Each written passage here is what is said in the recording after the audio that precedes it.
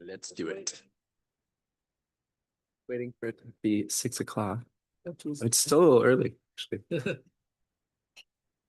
That's weird. I call the Assembly Committee of the Whole to order at 6 p.m. on July 13th, 2026. Ms. Wall, would you please read the land acknowledgement? Thank you, Chair Smith. We would like to acknowledge that the city and borough of Juneau is on Tlingit land and wish to honor the indigenous peoples of this land. For more than 10,000 years, Alaska Native people have been and continue to be integral to the well-being of our community. We're grateful to be in this place, a part of this community, and to honor the culture, traditions, and resilience of the Tlingit people. Kunos Chish. Sheesh. Thank you, Ms. Wall. Ms. Hendricks, would you note the roll? Thank you, Deputy Mayor Smith. The roll is noted. All Assembly members are present with the exception of Ms. Hughes Scandies, and you have quorum. Thank you, Ms. Hendricks. May I get a motion to approve the May 4th, 2026 Cal minutes?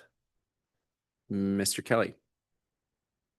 I move to approve the May 4th, 2026 Assembly Committee of the Whole meeting minutes and ask for unanimous consent.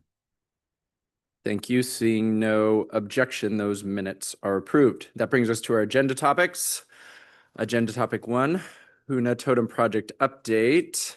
Madam Manager, would you like to kick us off? We have a presentation. We have a memo from Visitor Industry Director Pierce. But anything you want to? Thank you, Deputy Mayor Smith. Maybe while Ms. Bell comes up to give her presentation, I'll just give you a quick overview of where we are. Ms. Bell is here to give an update on the Juneau Totem Project. They've had to make some revisions to their uplands, and so you will learn all about that from her. However, there will be an assembly role. It's in this project. It's just not tonight. The project needs to get an amendment to their CUP, so they've requested that pre-application meeting and are going through that process with the Planning Commission. Because the CUP was adopted as part of the lease, we cannot amend the lease until that CUP process is through. So when and if the Assembly approves that amendment to the CUP, you will then see the project back before you as an amendment to their lease. It is important to note that the conditions that the Assembly placed in the lease, these changes don't materially impact, but that would be kind of the Assembly's moment to weigh in on the project. So if there are no questions for staff, I'd be happy to hand it over to Ms. Bell. Thank you, Madam Manager. Ms. Bell, thank you. And yes, please go ahead. Sorry, excuse me, unless there were any questions we had for the manager on process or any pieces like that. Okay, seeing none. Please, Ms. Bell. Thank you very much for the opportunity to provide an update. And I'm looking to see if we can move to the next slide. Are you my lieutenant on that? Thank you. Of course, we're talking about Ock Landing, the development that Juneau Totem is working hard to advance, and it is commonly known in this community as the subport property. I put some additional information in this short deck. It's about a dozen slides for context, but I'm going to focus on things that have happened in the last year since we've formally addressed the Assembly. And here, again, this is major milestones, a little bit of background. Some of this I feel like I have etched into my brain for perpetuity. I'm going to focus starting in April 2025, where the Assembly adopted the ordinance authorizing the city manager to negotiate a lease with Juneau Totem. And also, for those of us who stayed up till about 11 o'clock that night, there was one other really important document, and that was the resolution supporting the application for the state-owned tidelands. And both went forward, and actually by, I think, 8 o'clock the following morning, Port Director Carl Yucatel had that resolution and reinitiated the process on that state process. And so I just want to talk a little bit about what's in this sub-bullet, because there were some interrelated steps and a lot of work that was done. And it wasn't the kind of press-worthy work, and some of it had to be refined as we went along. But I just want to give credit where it's due. As I said, docks and harbors, They had already engaged Department of Natural Resources, but said, we've got a resolution, we're going on the state-owned lands. Also, Docks and Harbors has term contracts for some of the work that needed to happen for the lease, like the appraisal, legal description. I have to give, again, appreciation to Department of Natural Resources. That was an unknown of their timeline. And there were procedural steps that they have to do to follow state statute. But as they saw the property, did their public outreach, did their work, they had the preliminary findings and recommendations before Thanksgiving. I have these pegged with the holidays, before Thanksgiving in 2025. And before Christmas and year end, they had their final recommendations. So again, what that allowed is that when the lease was executed, it was for the full dock property. And I know the assembly worked to create a provision where the city could enter into a lease and amend it later, but it was just clean. The Coast Guard coordination, I'll talk in a moment about the letter that the written authorization or not authorization, written assurance from the Coast Guard that the projects were going to be compatible. But as more information came to light about their intentions to not just upgrade the wharf, but create a pier, that created a lot of communication between us and our contractors and the Coast Guard to make sure there was sufficient distance between the vessels and the piers. And the Coast Guard sponsored a second round of vessel simulations in September. That was in Seattle at MyTags, a training facility that's very close to their property. As we were going through these different steps and we made minor refinements to the dock position, that meant that minor adjustments had to be in the appraisal and the legal description. So again, everybody was working together, working well. Department of Law, of course, has the standard lease template, had to incorporate all of the provisions from the assembly and the conditions. And then also just working with commercial terms, working with us, just making sure that things worked. We're right there working with our contractors, working with all these city departments, and also, of course, with our partners, Norwegian Cruise Line Holdings and other cruise lines that are interested in docking at the facility. And I have to finally, there's probably much more credit I could sprinkle, but city manager, the tourism director, there was a lot of where are we? What needs to happen next? And I just really appreciate that everybody moved through that process. That, there was a lot of work between that April adoption of the ordinance and the April signing of the lease.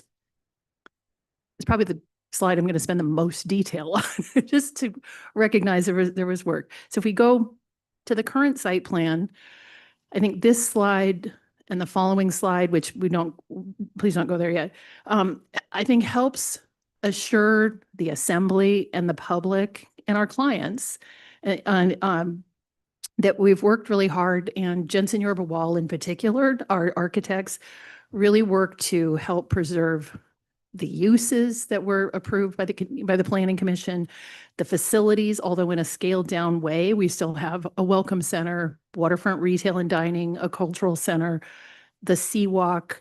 But obviously you can see in this, we've scaled the building size down to approximately 18,000 square feet. The parking, and instead of being in the parking underground, is at grade. We've made sure that we've exceeded the minimum number of parking requirements because we want to be sure that there's parking for residents and other visitors in addition to the bus staging.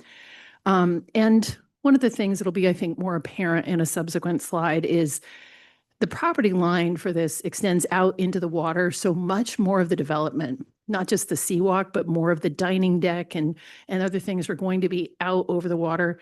And all of that meant pilings and dollar signs, and we've pulled back to the lot as it largely exists now. We can come back to that, but I want to be sure that you have a chance to see the next slide with the site renderings, and we have more of this, which will be introduced in the Planning Commission process. But I think it's, again, helpful to see that working with our contractors and our project team, we've really worked to retain the design elements, a year-round attractive waterfront development, and the elegance that we were trying to have on this site. So again, some of those design elements being a reflection of Tlingit culture. I'm just pausing to see if there's any questions there. On this slide, this is, Mr. Kelly appears to have a question. Thank you. One of the reasons that I voted to approve the lease application and basically, one of the reasons that why I was voting to support this was because of the improvement to the traffic. And when I heard that that you guys were scaling back and not doing the 2 floors, one of the things I was worried about was not having an area for traffic to turn around. It sounds like you do have that still addressed in this current rendering. Through the chair, if we can go back to the prior slide. Traffic still enters and exits at the Egan and Whittier intersection. And so the site is accessed right before that traffic curb, so that buses will come off and on Egan and also, I'm not off and on Egan, off and on Whittier. And so that signalized intersection it makes a difference in how all of the tour vehicles, something like 98 or 99% of them, are going back out Egan and, out to the glacier or to Auk Bay or to other locations. And so again, the traffic flow is very similar. And I know in prior meetings, we talked about the traffic study that was conducted. The recommendations that came out of Dow Engineering were minor in terms of signal timing, traffic striping. And so we still feel like that is retained in this plan. Thank you. And I saw a question from Ms. Wall and then Mayor Weldon. Ms. Wall. Thank you, Chair Smith. You talked about how you wanted to retain the elements that were part of the plan, but scale it back. Is there elements that are more scaled back than others? Like how would you describe the balance of kind of when you bring the parking up, what had to shift and where that had the most impact? And through the chair, and thank you, Assemblymember Wald. The building size is we've sort of, using Corey's phrase, kind of preserved the icing on the cake, preserved that top portion, not the underground parking. There was much more leased space. So we've had interest from retailers and food and beverage operators about our plans. We've not gone through that process, but the building size is approximately 18,000 square feet, where previously it was approved to be up to 50,000 square feet. So, a third. Mayor Weldon. Thank you. You mentioned year round. What parts of this do you think are going to be year round? Thank you. Through Deputy Mayor Smith.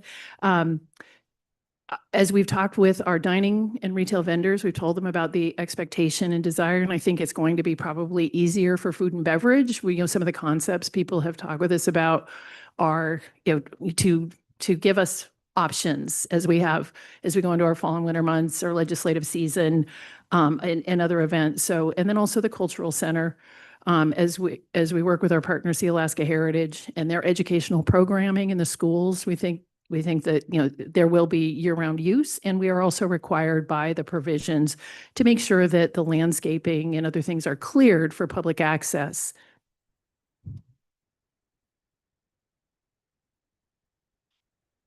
Thank you. It looks like no further questions on this slide or the slide following it. Right. Just give a moment there, and we can go to the next. Again, these conditions are summarized from the conditional use permit coming from the Planning Commission. As city manager emphasized, you were compliant with all of the conditions. I just wanted to briefly highlight what's going on. This little spirograph diagram is out of the navigability study that was required. And, we've completed that. We've completed the Tideland lease. But those blue and red little squiggly lines are tenders coming from ships at anchor. We have 95 of them this year. And so as this, fifth dock comes into the waterfront, I'm looking forward to what it will do, because otherwise we're compounding the harbor, vehicle, and pedestrian congestion in the, in the most difficult spot right now. So just wanted to explain why we selected that little image. If we move to the next slide, this is the first of 2 slides summarizing the lease provisions that came from the Assembly's work. And I just want to I've talked a little bit about the Coast Guard, but we scanned in the letter that we were able to get from the Coast Guard, particularly Rear Admiral Campbell in April before the ordinance was adopted, and just underscored that our coordination with them didn't stop with that, as I've described in the planning process, in the construction, and in ongoing operations. And also, we hope to have Coast Guard vessels, as they've indicated, at the dock at various times throughout the year. That will continue. So there's another slide that is also the lease provisions, and I just thought it would be fun to share one of the images from the navigability study. As I said, the first one was commissioned by Juneau Totem. Marine Exchange did the coordination with sea pilots and cruise ship captains, and it was at UAS Ketchikan in March. And the Coast Guard contracted also with Marine Exchange for the simulation at MyTags last September in Seattle. I wanted to be sure you had an opportunity, and it was in the packet, to just be reminded of that overhead view. And I think here you can see some of the things that I emphasized. Much more building mass. Passengers, as they exited the cruise ships, would have come up a curved walkway to a plaza level. And you can see below that there's the seawalk level. So again, just much more movement, more complexity, a bigger scaled, a bigger size facility. But again, as I've mentioned, we were proud of this bold vision, but we really worked to retain a lot of the functional uses and the attractive site. So I want to be sure we talked about what the drivers were, and it's cost, and costs would have increased with time. I put just a couple of screenshots from news stories on this, just to remind all of us that public and private projects have been subject to these same forces. 2023 to 2026, costs would have escalated with time. We had delays. It took time to resolve the legal appeal. It took time to restore the public and assembly process. And that's where I entered the picture as a Juneau Totem employee in fall 2024. Also, we're in there's some unique challenges to our construction environment right now. I highlighted the cost of steel, which, is actually a very fluid situation right now. But the cost of steel was about $620 a ton in August 2023, and it was north of 1,100 recently. And so as we're back to our contractors at this stage and asking them to update pricing, again, it's a fluid situation, but we're still wanting this project to happen, and we don't want to lose more time. The fourth bullet, I just wanted to give a little explanation, and I think a lot of people, contractors that work with Sea Alaska or the State Museum and Library that have built on tidally influenced tailings could have, they did tell us, about, the challenge of that. But one of the things that we did as we were advancing different pieces of the project in this planning process was P&D, who's part of the Uplands team as well, did some geotech work. And they, just given what we were proposing to build, informed us that we were going to be having 100-foot pilings on land in order to make sure that everything maintains its integrity in that environment. And so again, we knew that was an expensive element, and just realized that compound, with everything else, we couldn't retain the parking garage and still have the Uplands development and meet the goals that we have for the project. We did ask our contractors initially if they could, where they could pare down things and help look for cost savings with the original plan. It didn't go far enough. Those were, and again, that's where we just said, give us options, and we worked through that. And you see the plan that you have now. The last bullet is that we have formally engaged community development. We submitted our request for the pre-application conference in June. We have that meeting coming up this week. And again, that will be, public hearing. It'll be very public. And as has been said, we'll be back to you at a future date.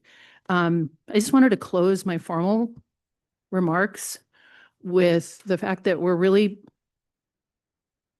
if we can go to the next slide, we're just pleased with something that we think will be a wonderful attraction to our waterfront in our community, will serve visitors well, will do a lot to reduce the vehicular and pedestrian congestion that I know has been a top issue through, it's been the top 1, 2, or 3 issues in the annual household surveys. It was something that came up a lot when the Visitor Industry Task Force just asked for public comments. So again, having a safe harbor and reducing that pain point in our community for our visitors and residents is something this project does. But there's more, and I think the residential benefits do include, the opportunity to extend the Seawalk, add the, event space. There is additional parking that we're bringing to downtown. It's smaller, but there still is a small park. And of course, we honor the 5-ship limit, the reductions in ship emissions that come from bringing ships from anchor to a dock and to the shore power that will be there eventually, and also the economic and educational opportunities. So again, I'm happy to answer any questions, but wanted to keep this brief for tonight. Thank you, Ms. Bell. Were there other questions from the assembly? Again, knowing there's plenty of process left. I just had one. Sometimes I'm not sure if it's an inappropriate question, but I usually just ask it anyway, so I'm going to just do that. What is the new expected project cost for this design? Thank you. We asked our team to shoot for 150 million as, and that would include, contingencies of things that we don't know now. So again, it was bringing it back to the number that we had, the Hoonah Totem had in mind going into the project. We did our economic analysis on it, and also need to be sure that the fees for this are, it needs to be economic, not only for us, but for our clients and tenants who might be leasing the facility. So the whole puzzle has to work. So 150 million. Very good. Thank you. Mayor Weldon. Thank you. Now that the Coast Guard is their preferred dock is also one that goes out. Are you still going to stay on this side of your dock, or are you contemplating going down the other side? I remember there was something to do with winds or something too, but I can't remember what it was. Thank you. And through the chair, what we've chosen to do in particular with the Coast Guard's clear statement, they wanted to use the dock, is preserve, we changed the alignment so that it had, kind of harmonized, made sense with the Coast Guard's work. And also just to highlight in that second vessel simulation, the Coast Guard was looking at ensuring that cruise ship traffic into the city-owned docks worked efficiently and effectively as well. So it wasn't just at the Hoonah Totem or Coast Guard, but yeah, so we, in the navigability study, we wanted to be sure that that in any wind or wave conditions that there was safe, you could dock safely on either side and give, and defer to the captains and the pilots in that. So it will, the fendering and it will be on both sides. Mr. Brooks. Thank you, Mr. Chair. Is there any type of, future tentative plan that's like loosely been gathered already for that shore power installation, or is that in combination with, waiting for other, companies or organizations to start something before you guys pursue it? Assemblymember Brooks, through the chair. We did some work, and we're fortunate to have Ben Haight from now at Respect, who is very, very aware of cruise ship and Coast Guard needs. He's worked around the state in that area. So AEL&P, Jensen Yerba Wall, and Respect did some additional planning on some scenarios, and some of this is, thinking what are the cost elements, and then also where would the power come from, and considered if the city's docks, if like the sequence, if the city's docks are powered next, then instead of coming from the bridge, it could come from this side of town. So it was some scenarios that helps us with our planning, but that's where things stand at this point.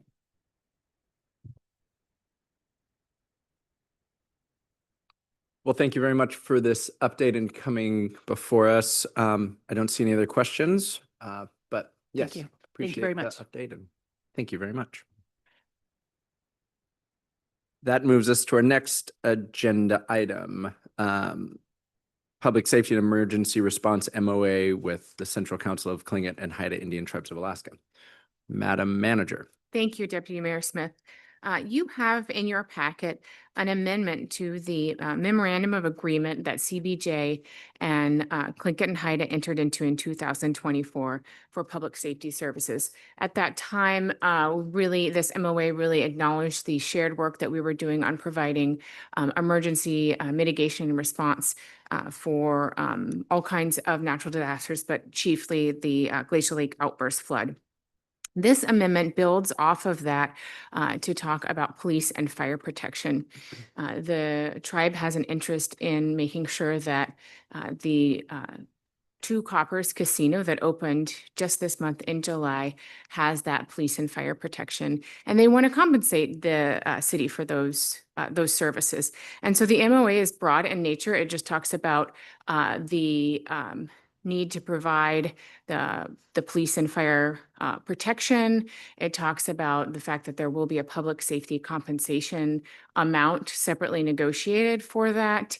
It gives the tribe a way out if 30 days notice way out, and it also gives the city a 30-day window to get out of the agreement if we should wish. Practically speaking, we provide these services, and this is also an acknowledgement that there's a cost associated with those services, which we appreciate from Tlingit and Haida, and it gives us kind of permission, in fact, an invitation to enter their property to provide those services. The Two Coppers Casino is built on a native allotment land that the tribe recognizes as sovereign. So we have had no involvement in doing any zoning or permitting or enforcement on that property. That being said, they have told me that it was built to building code standards, and our fire marshal has done a walkthrough of the building, not to enforce anything, but just to be a friendly kind of, hey, these are things that I would be looking for, and to just have that friendly conversation. And they very much appreciated, the outreach and that effort. It is a sprinklered facility. If properly maintained and tested, a sprinklered building really reduces those life safety issues. Because Two Coppers Casino is outside of the fire service area, it's about just shy of 2 miles outside the fire service area, we would need to develop some operational protocol just to make sure that we're not exhausting our resources. For example, we prioritize fire and protected structures within the fire service area. And if there's a fire outside the fire service area, it's really about life safety and not protecting structures. And that's just something that we have to do. Eagle Crest is a great example of some operational procedures that we have in place to prevent kind of a long response that would pull staff away from the core fire service area. They have a code word that, so if the fire alarm goes off just because someone burnt popcorn in the microwave, there is a way to safely call off an immediate response. Doesn't always work. I know that we have people going up there sometimes for false alarms, but there's a lot of those systems that I've already worked on scheduling a meeting with Tlingit and Haida and CCFR to develop, like, where's the fire lane, where's the emergency access, just to make sure that we can provide those services as efficiently as possible, acknowledging that, they're pulling outside the service area. We do provide EMS services outside our fire service area. We also tax separately. We have a fire service area that has a third of a mill rate tax. Most of the cost is borne by the general tax, but those are just some distinguishing characteristics. Tlingit and Haida has proposed to pay the commensurate value of property. What property taxes would be the mill rate equivalent for the value of their structure. And so that, again, will be negotiated separately and in an operational agreement that will spell out a lot of those other details. But obviously, that's a detail that you would like to know. And of course, as I mentioned, the agreement cares for if, we find that it exceeds our resources or they find a different way to provide those services, either one of us can pull out. That being said, you know, we're all neighbors, we're all citizens, and so it just makes sense for CCFR and JPD to provide those services, and this is their way of acknowledging that. I'm happy to answer any questions that you have. Thank you, Manager Kester. We have the memo. We do see the recommendation at the bottom. We have the draft MOA, or the draft amendment, excuse me. Questions from the Assembly? Mr. Brooks. Thank you, Mr. Chair. Just because the termination clause was mentioned a couple times, as saying that either party could, you know, essentially back out of it with 30 days, but in here it's saying that at any time upon mutual written agreement by the parties. So is the intention to allow either or to initiate that termination, or is the intention for it to be agreed upon before the 30 days given? So I think that the intention for both parties would be to make sure we maintain those life safety services. The clause for Tlingit and Haida talks about if they decide to provide their own services, they need to give us 30 days notice. The clause that I consider more of the CBJ out clause says we can come back to them and say, hey, we're going to need more compensation because we're pulling, you know, 2 ambulances a day, and it just isn't working for our staff. And if we can't mutually agree upon that new compensation amount, then we would give 30 days notice to stop providing those services. It's hard for me to say stop providing those services because if you know a firefighter, or they're not going to not respond if they're needed for a life safety event, but it just acknowledges that is a possibility, and we want to make sure that we're transparent with our ability to respond, and they understand our level of resources that we can bring.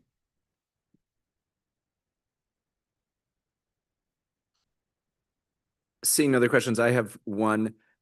In the amendment, it doesn't spell out like what property we're talking about. Is that because that would be done in the whatever operation agreement, or is it just because this is maybe the only property we foresee? Anyway, just curious about that.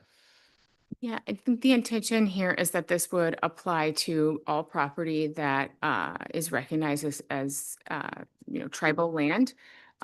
Right now, that only is Two Coppers Casino, and then you're correct. We would have to negotiate that separately, but not necessarily amend the MOA to provide those additional services.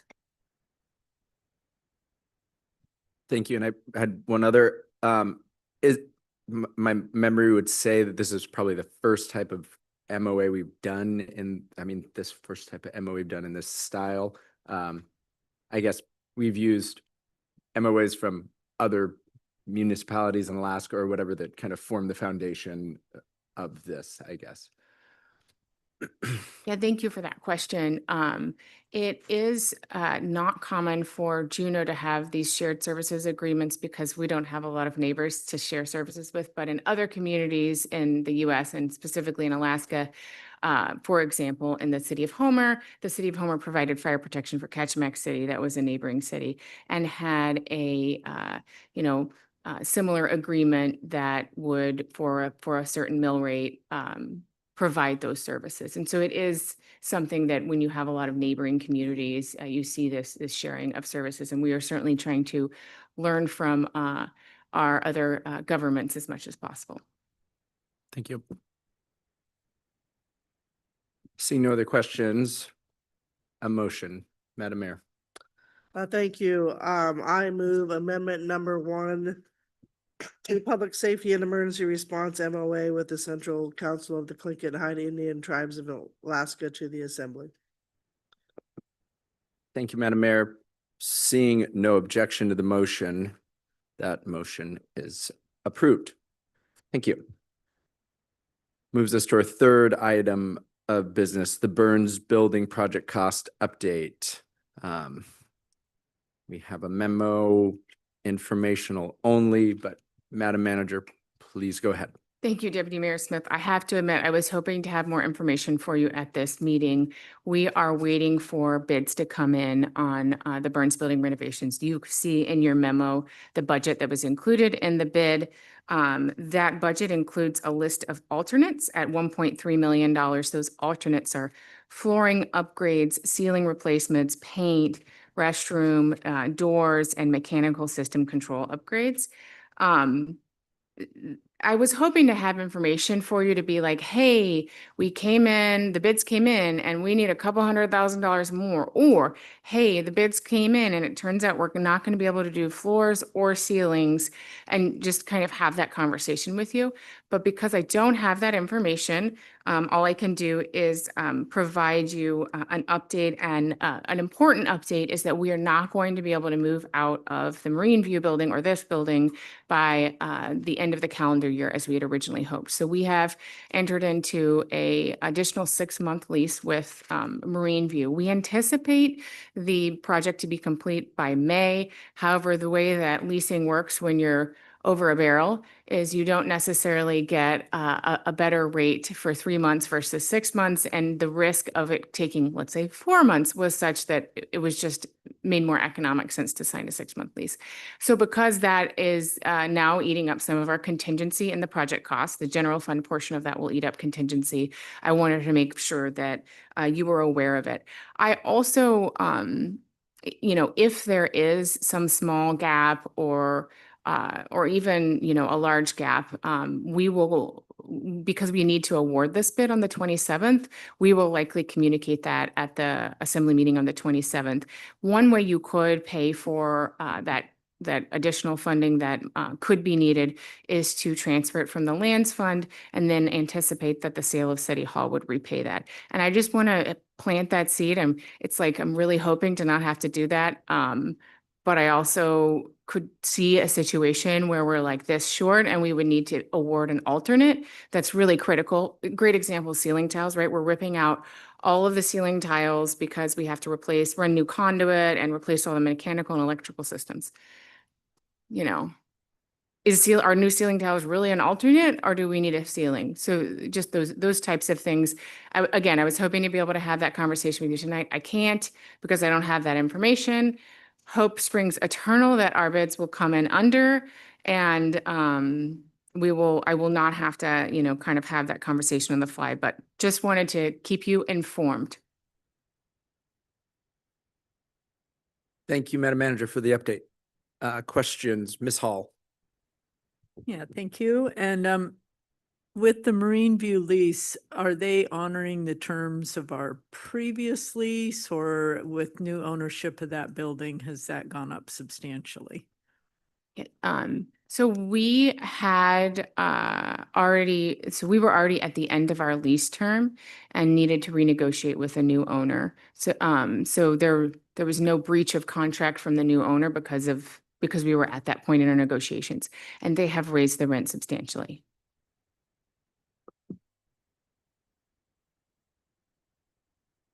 Madam Mayor? I think it's kind of a weird question, but the 1% for arts, do we have enough art in this building and to take over, or do we have to spend that? Can you talk about that a little bit? Yeah, that is a requirement in city code. So the assembly certainly could exempt the project from that requirement. Mr. Brooks? Thank you, Mr. Chair. Can you just speak a little bit on some of the things that are involved with the demolition portion of that? Is it all like demolition of like the mechanical system, or is there interior structure that's being demoed, or what exactly is being demoed? I'll have Deputy Manager Barr talk about those project details. Thank you, Assemblymember Smith. There are interior structure demo that's going on here too. It's not just mechanical and electrical. It's also, as the Manager Kester mentioned, ceiling tile, And there are some walls, some non-load bearing walls that are coming out. If we're able to award the carpet replacement, demo for that would be in the carpet replacement alternate. But what's in the base bid does include some interior walls. They're getting reconfigured. A good example of that, if you remember from your tour, where the current or where the old Board of Education met, where that dais is, there's a wall between that room and the next room, kind of closer to downtown, if you will, that would come down to make for a larger assembly chambers for these meetings.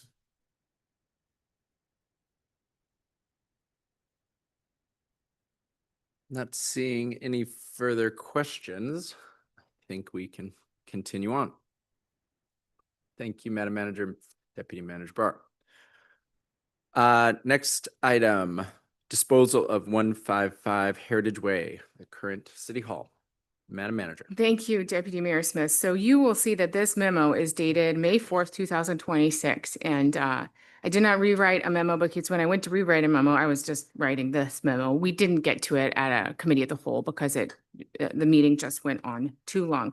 So I'll just briefly summarize how we got to this point to make sure that, you know, it was a while ago and I had to go back and reread all of the memos. But you did introduce an ordinance to dispose of 155 Heritage Way, the building that we sit in. After discussion at the Lands Committee and the Committee of the Whole, you introduced it to, and that's the ordinance in your packet, to dispose of City Hall, sealed competitive bid with a minimum bid of $2.5 million. And we explained kind of how we got to that number. We have in the Lands Office there, you know, with a commercial assessor is on staff, did some math, you know, and got to that number. There was really nothing super magical about that number because our argument was no need to pay for an appraisal because the market will determine that rate. There was a lot of discussion at the Committee of the Whole and the Lands Committee about wanting to put some conditions on that sale. And we kind of talked through the different types of sales that the city can do. You can do like a negotiated sale, sealed competitive bid, but really it comes down to if you want to put conditions on it, then it would look more like a request for proposals and less like a sealed competitive bid. And you would have to develop, even if it's just a small condition, you would develop that condition and then the responses would be scored based on that criteria. So again, there's a earlier memo that talks, the March 16th memo talks about all those different types of bidding. I don't think knowing which type you want to do is as important as knowing kind of what you want to achieve from it. You also have been approached by Sealaska Heritage Institute with a proposal to enter into essentially a negotiated sale for $1.5 million for the building. You've heard their visions for this as an extension of the arts campus. Possible, you know, addition of the city museum on top that has some cost considerations that a future assembly would need to wrestle with.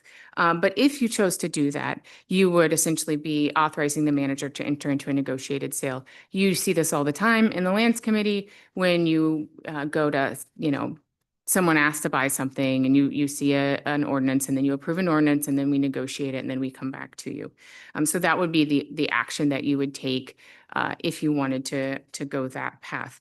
We have, just for information, we are trying to collect, the Lands Office is trying to collect city facilities for sale and kind of bundle them. It's like the same amount of effort to sell one property as multiple properties. So with Mount Jumbo and some other properties, we're trying to do that work.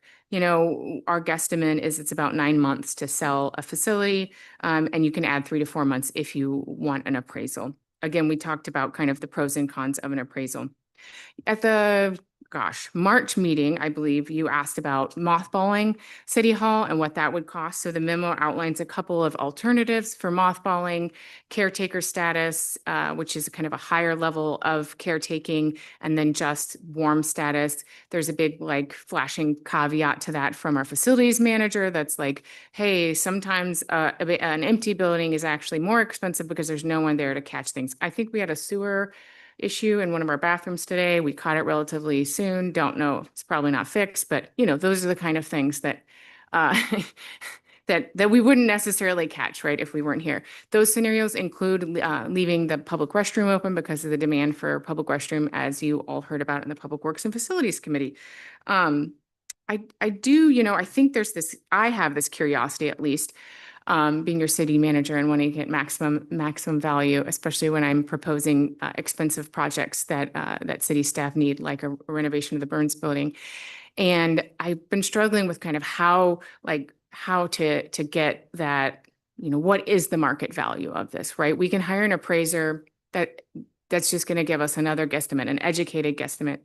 And I think you really set that with your minimum bid. So there is a scenario where you could say, like, how much would it be worth to me as an assembly to not put a bunch of conditions on this sale and not really play a hand in what the future use is, because the cash money is just worth it. And so you could play with that minimum bid number through that lens. If we don't get any offers, then you know that maybe it's worth spending more time curating a proposal, or maybe it's worth entering into a negotiated sale. So I don't want to complicate things, but when I was thinking through like how difficult the decision is for you, not knowing what you could get for this building, that was the way that I thought about approaching it. So with that, I'm happy to answer any questions. Thank you, Madam Manager. Questions from the Assembly? Ms. Wall. Thank you, Chair Smith. There's some information here about SHI's offer to give the city first refusal on the second floor for a lease. You've got some cost estimates here about, how big you think the building's going to be and, what market rate would be for that. Do you get any in your conversations with SHI? Like, is there room to negotiate that? Like, if they're rebuilding the building a smaller space or not market rate as part of our sale? Like, what are these numbers, I guess, coming from them, or are they just your best guess of what they would do? I would say it's a combination. So I had a very preliminary conversation and, talked about being charged market rate. I did some quick math on that. So this is very much it's just a rough order of magnitude number. And I didn't have a lot of negotiation about what other scenarios could look like.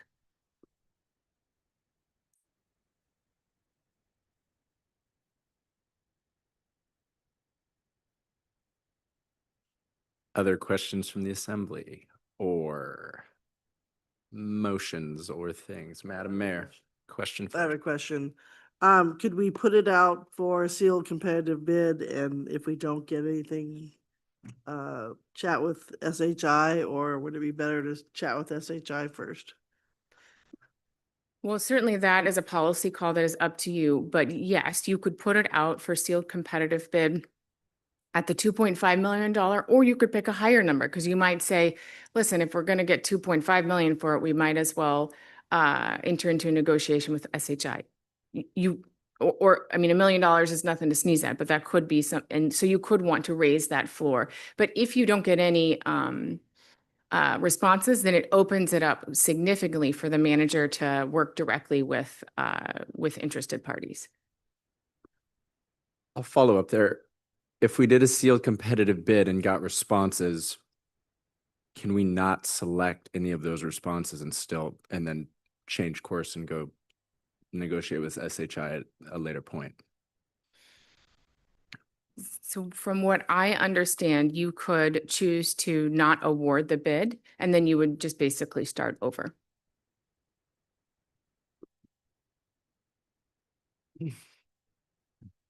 Ms. Hall.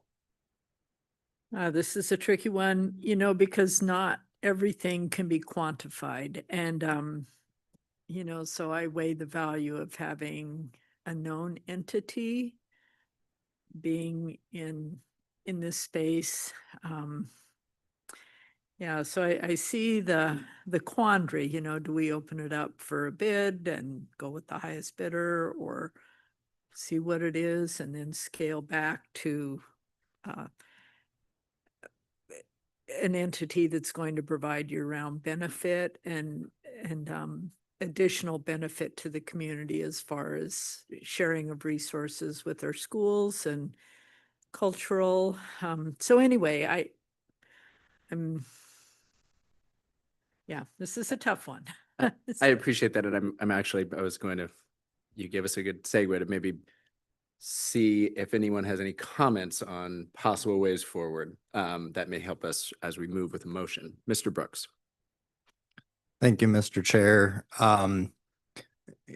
Just a loose thought. Do we bring something to the full assembly as far as the possibility of entering into direct negotiation with SHI on the disposal of the property, but in order to give the public the opportunity to weigh in on it, and that way we can have a more well-rounded decision on how to move forward. Because it seems like, amongst us here at the body, there seems to be some degree of support amongst a few members, but we really should get the that public say so first, and then go from there. Mr. Brooks, can I ask you just a question on what you meant? Was the possible option you mentioned like forwarding a motion of support to negotiate with SHI, and then as that goes to the assembly, there'd be public comment at like the full assembly before we take action?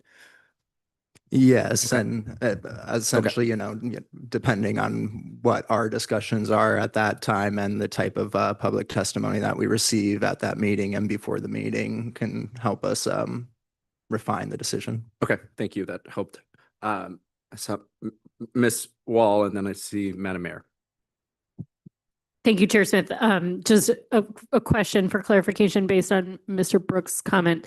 I mean, would we have to, I believe we'd have to take action on a motion to support a negotiation at the full assembly. Is that correct? Yes, that has to be authorized. You did forward it to public for the ordinance in your packet, which is not negotiated sale, to public hearing on April 6th, and no one testified. And just so I clarify, I actually don't know how important it is. Is that like a resolution or something that comes before the assembly? It's an ordinance. It's an ordinance. Okay, thank you. Madam Mayor. Well, we could send two ordinances to the assembly, one for a negotiated bid and one for negotiated sale with SHI, and one for authorization of sale too. We could also do two different ordinances, correct? It has been done before.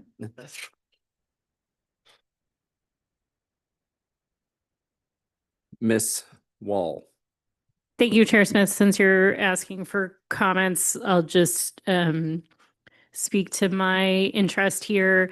I the last time we talked about this, I expressed I think I was the only one, interest in getting an appraisal as a first step, because I think it's hard to weigh the actual value and the community value if you don't know what the value is. So I'd be interested in that small amount of money to get an appraisal. That being said, I had no support for that at the time. So my second preferred option would be to begin conversations with SHI.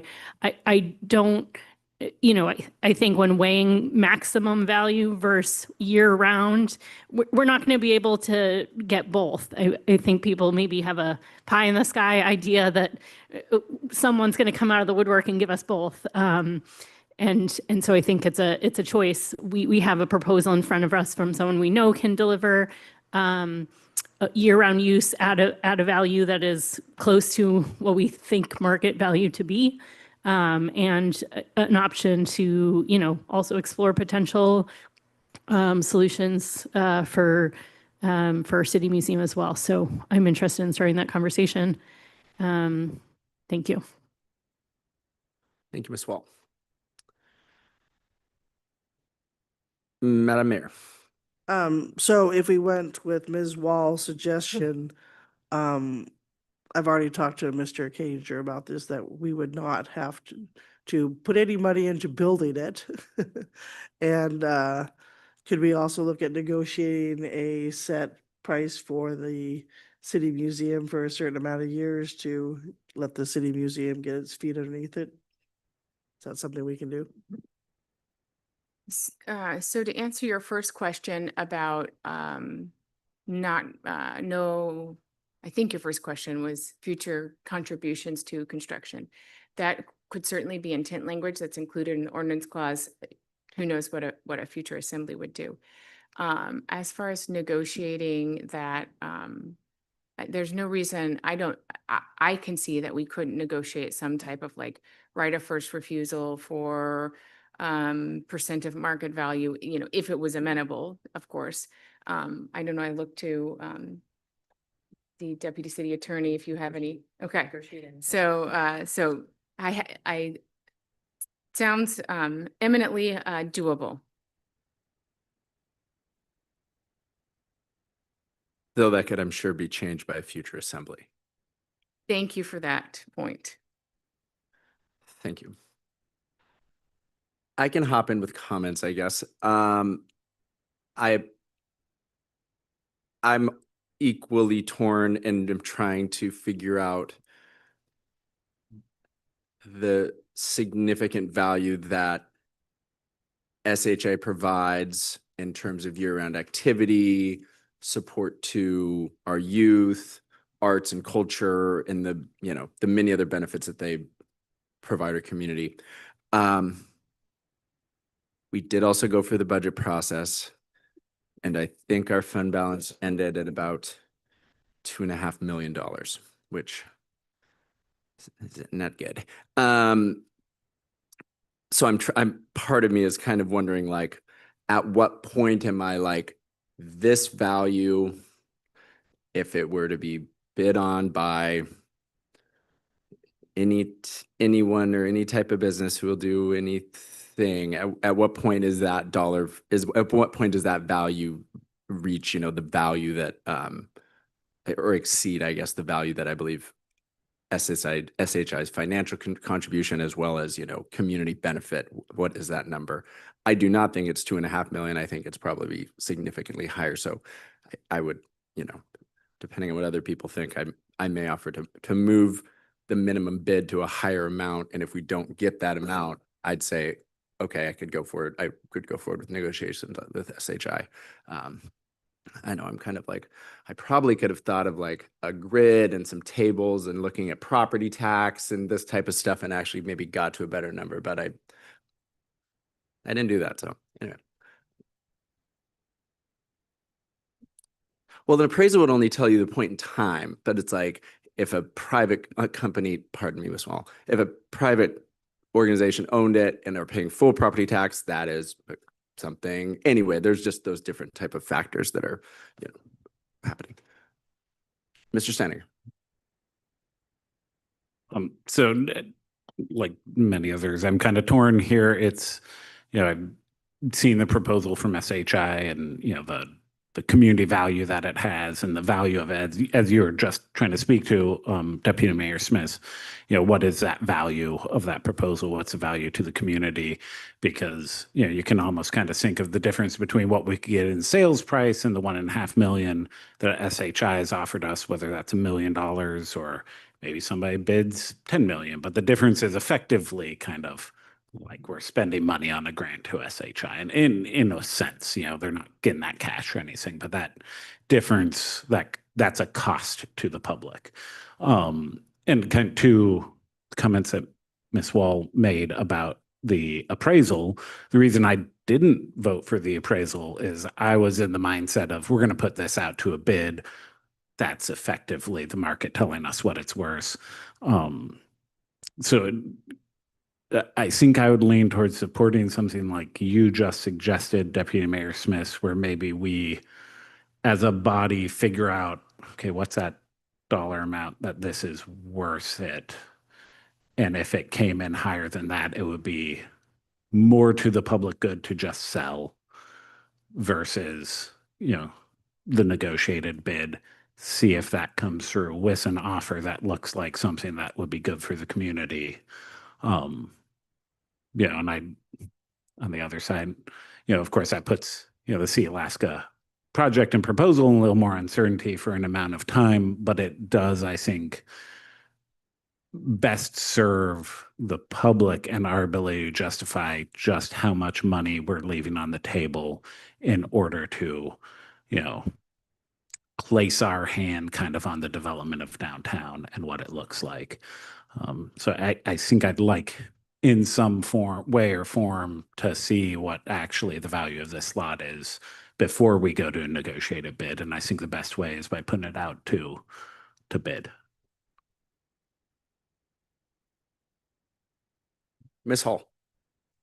And I guess I will still champion the community benefit. There's a recent example in the New York Times of Barcelona saying not one more tourist. And that's shooting ourselves in the foot. We are a tour destination, and SHI would be utilizing this for, the tourism industry. But I think by putting it out to the highest bid, we have the risk of, a big company with really deep pockets swooping in and snatching it up, and and then where would we be? It'd be a little hard to go back. And I think, the balancing of the community's concerns about over tourism and, monetizing this property, for the biggest buck, for which would likely be someone with really deep pockets. I guess I still lean towards the known entity of keeping this a community minded entity or endeavor that we're aiming towards. So that's kind of where I stand on this, but Thank you for that. like the idea of lots of money too.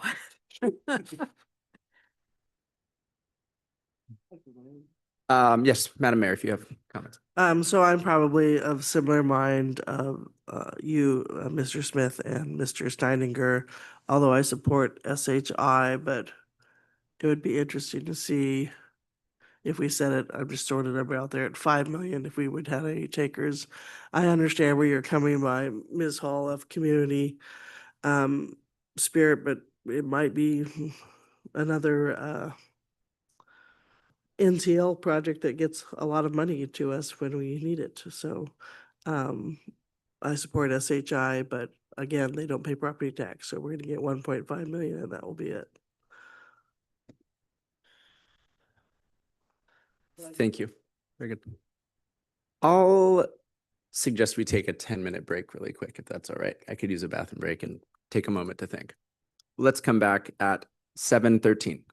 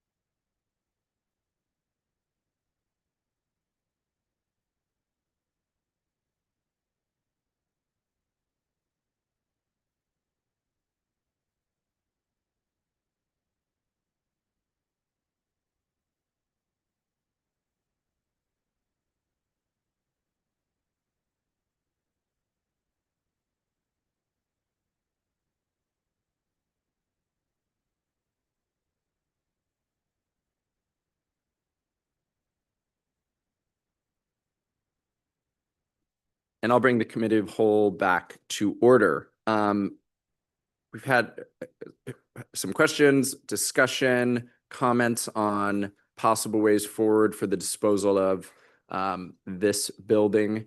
Unless any other further comments, maybe we should try some motions.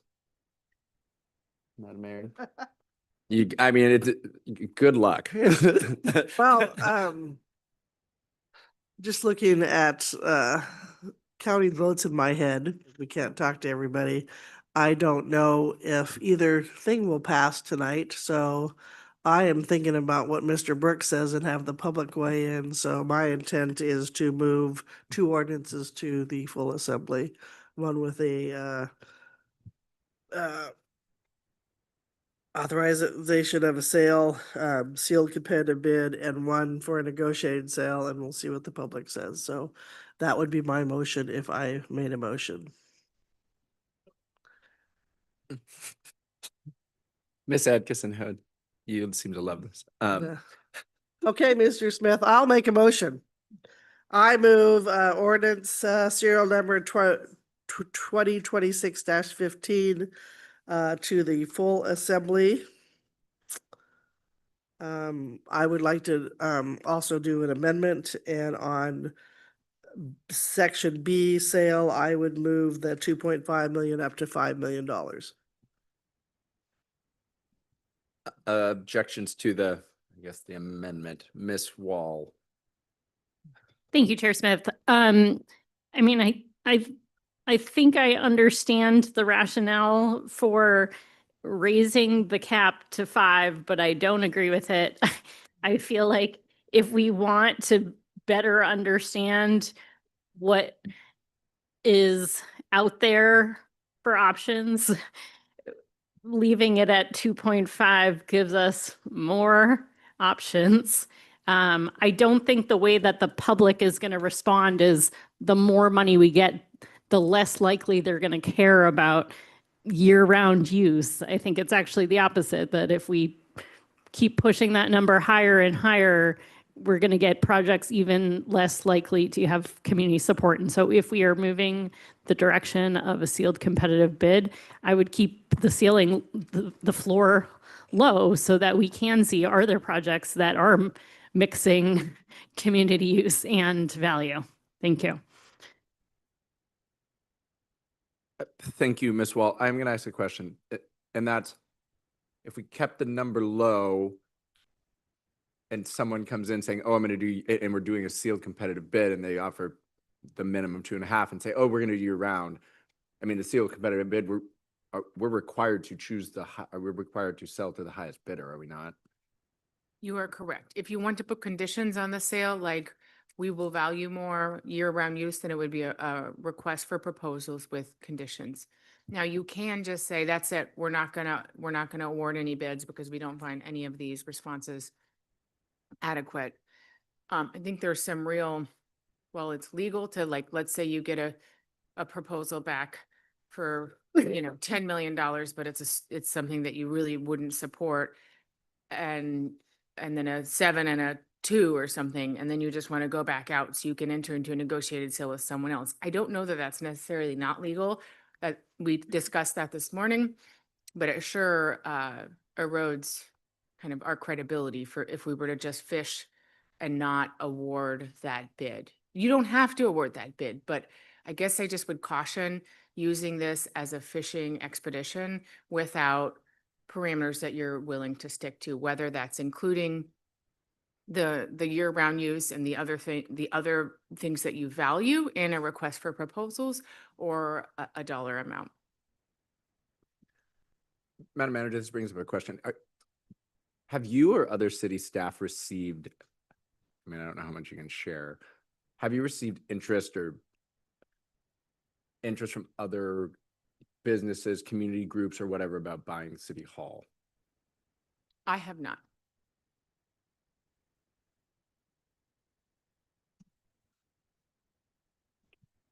Mr. Chair, Madam Mayor. I'll withdraw my amendment and just move that ordinance forward. Although be advised, I am going to move the other one too. Okay, so the amendment to increase the amount from 2.5 million to 5 has been withdrawn. So I liked that amendment. You can make another amendment.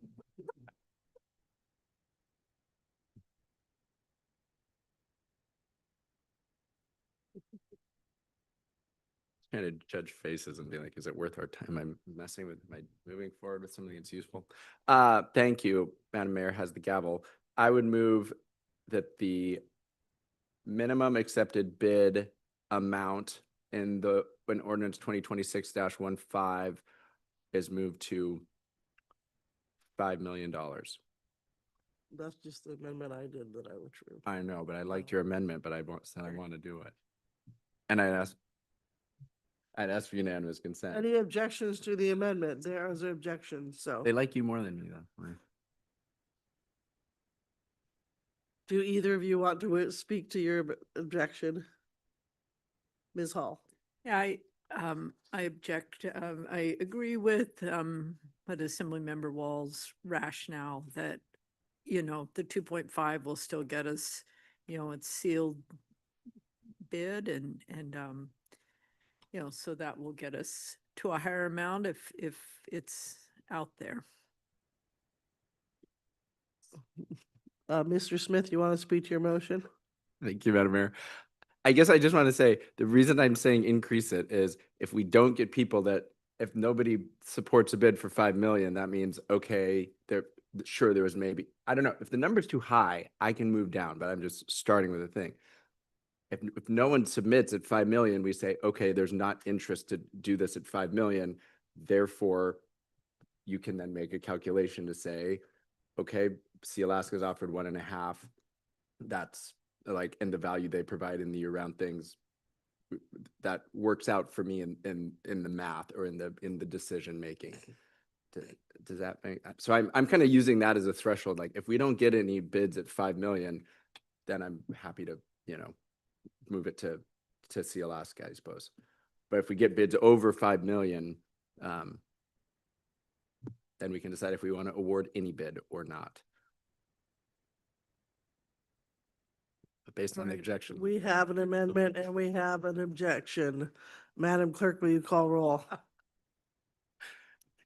Thank you, Madam Mayor. For Deputy Mayors Smith's amendment number 2, to change the minimum and accepted bid amount to 5 million from 2.5. Deputy Mayor Smith, Yes. Ms. Hall, Nope.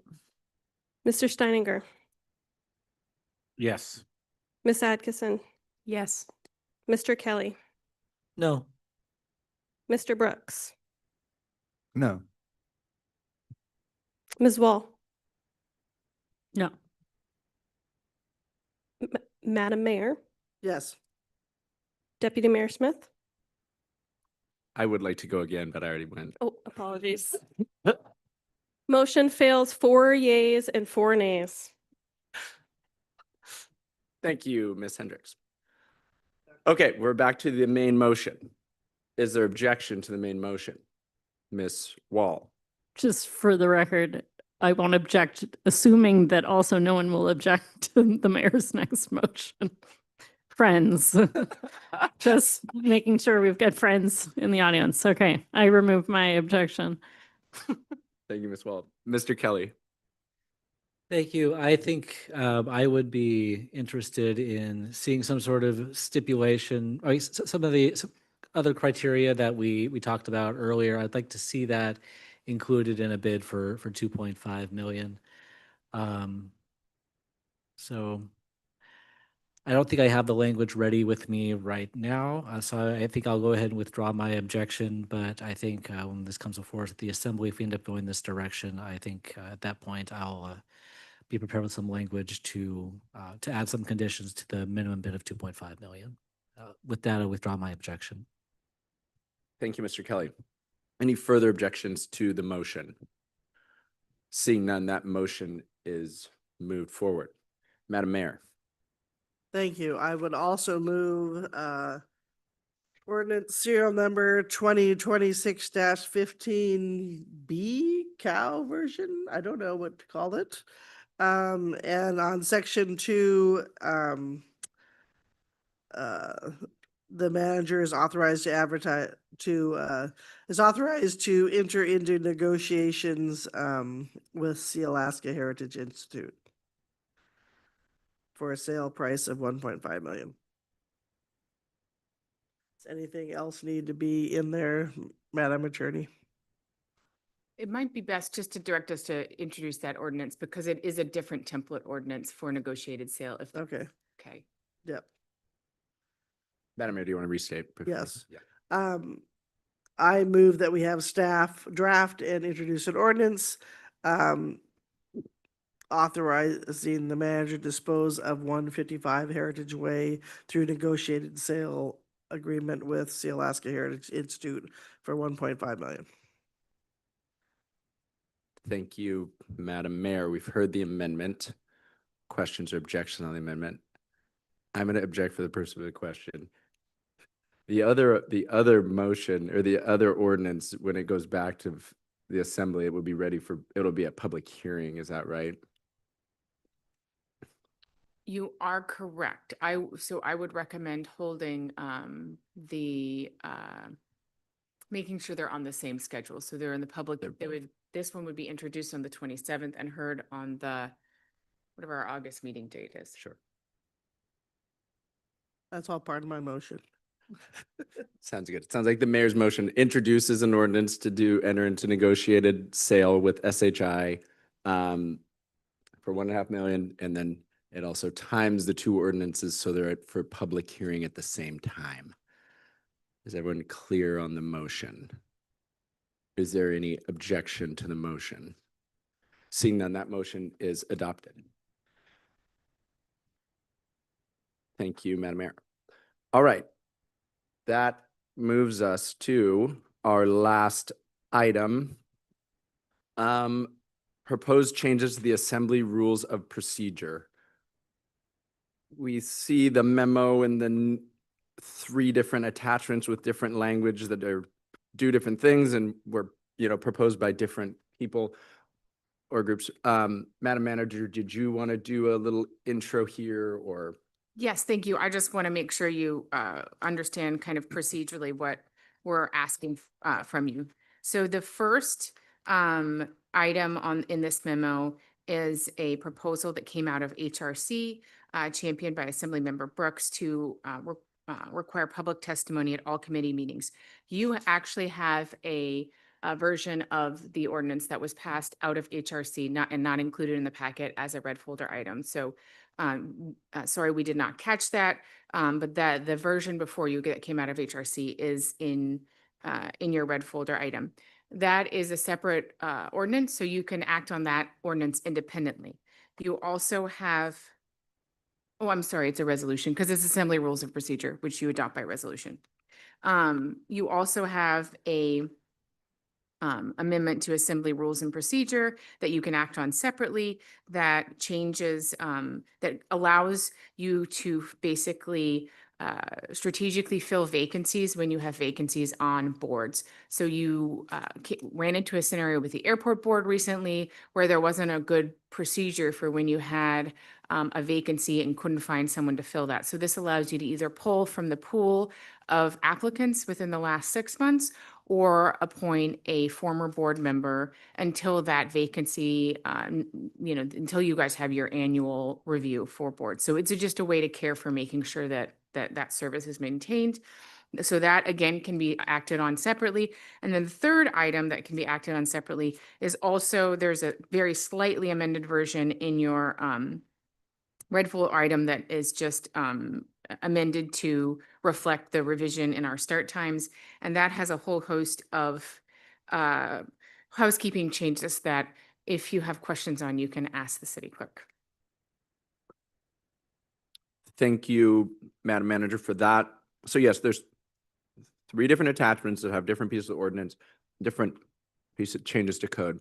A question, if we act on them all separately, which is kind of my plan on how to do it, it would then, anything that moves forward as amended, it would all wrap into a full or just a single ordinance before the assembly. Is that right? Okay, seeing head nods from the team. All right, let's start with attachment A. Mr. Brooks, did you want to, give us intent, any words or things you want to say about attachment A, and then we can move into questions. Thank you, Mr. Chair.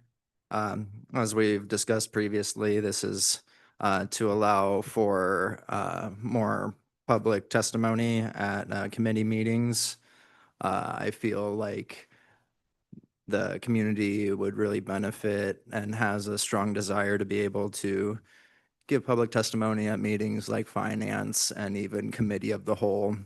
I know the reasoning why we don't currently do it, but my thoughts have always kind of been that, when we're conceptualizing ideas and coming up with things, the community could very well have an idea that is, far better than something that we come up with that we can work off of and kind of go from there. And just with the recent environment between the previous last couple elections, there's a lot of strong feelings throughout the community, and this is definitely a good faith effort to, show kind of an extended olive branch for having stronger communication and transparency and that direct link with the constituents. So that's the intent of this rule change, and I'm happy to answer any questions if there are. Thank you, Mr. Brooks. Any questions or comments from the assembly to Mr. Brooks? I was thinking maybe we could ask and do some questions first, and then we could decide what way we want to go from there. Further, any questions? Ms. Hall. Yes, thank you. I have a question for Mr. Brooks. Have you received email from constituents or outreach from constituents asking for this change? Thank you for the question, Assemblymember Hall. It's not an exorbitant amount of outreach that I've gotten as far as people specifically requesting it, but it's more so a tone of discussion when, I see other community members trying to notify other people of different events and meetings that are coming up when it's, these meetings that we have for Committee of Whole and Finance, when people are getting them on other people's radar. It's like, go show up, get informed, but you're not going to be able to speak there. And a lot of people respond to that in the sense of it's just like, oh, why can't we do that there when it's available at the regular assembly meeting? And just making the broad option available and still allowing for the discretion of chairs or the body in votes to not allow it if we have a really burdened agenda and things like that. I had a question for Ms. Adkisson and Mr. Saniger. Thank you, Mr. Chair. Mr. Brooks, just kind of thinking over, and I definitely appreciate we want to hear from the community and especially, like you mentioned, get ideas and that sort of thing. I guess my question is sort of what's the difference in having someone have 2 minutes and come and speaking to the committee versus on a break in the committee talking to people in the audience or after the committee talking to people in the audience? I know that's something we all do very frequently. And so I guess if someone shows up at finance and wants to talk to the assembly, how is it different to get their 2 minutes where we can't talk back and forth on testimony versus discussions after the committee? Thank you for the question, Assemblymember Atkinson. It's a great point, and this is, definitely has a benefit in the sense that not only for the immediate attendees, but for remote engagement as well. Having these conversations on the record that get put into minutes, and then having the Zoom videos that people can then go for reference if they had to miss a meeting or anything like that. It creates a better record to be referenced, not only by us, but by other community members who are choosing to get engaged at later dates, possibly even. Mr. Steininger. Thank you. And thank you for bringing this topic to the committee and to the assembly to discuss. I think it's a good discussion to have. One of my questions is kind of logistical. We have a lot of 1 hour meetings, whether they're lunch hour or the hour before this meeting, very functionally very time limited. And sometimes they'll have 4 or 5 items on the agenda. Looking at your amendment, you said that the public comment time in committee meetings would be 10 minutes unless extended. So say like this agenda, we have 5 items on the agenda that are agenda items, which we'd be required to provide time for public comment.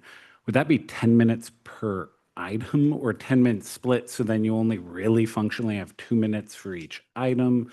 I'm trying to think through logistically. We might have a lunch meeting that's got 4 items on the agenda. Quickly, you could overwhelm the entire committee meeting with public comment and not have any time for actual work to be done. How did you think through that process? Thank you for the question, Assemblymember Steininger. I think that language intention was to do at least 10 minutes of availability for public testimony, not per item. And that's why I also had put in that chair discretion or body vote discretion for saying otherwise, specifically for some of those times where it's really heavy agendas, but like some of the meetings that we had today where we're getting done in 20 minutes, we could afford a little extra time for if anyone was there. But a lot of this too is that not every committee meeting and those committee meetings have very robust or interesting agendas, and the physical participation by the public, we see it fluctuate, but it's pretty small on the physical presence, and either we won't notice an immediate or very noticeable impact to how the operations currently are, or it will excite people and get them to come out and be more engaged, and that could lead to benefits in all sorts of other aspects of our municipal dealings, maybe even finding people to fill chairs on those subcommittees too.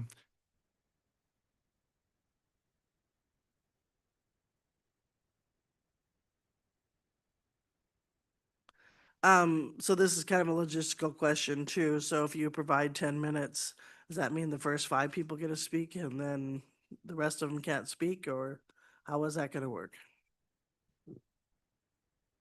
Thank you for the question, Madam Mayor.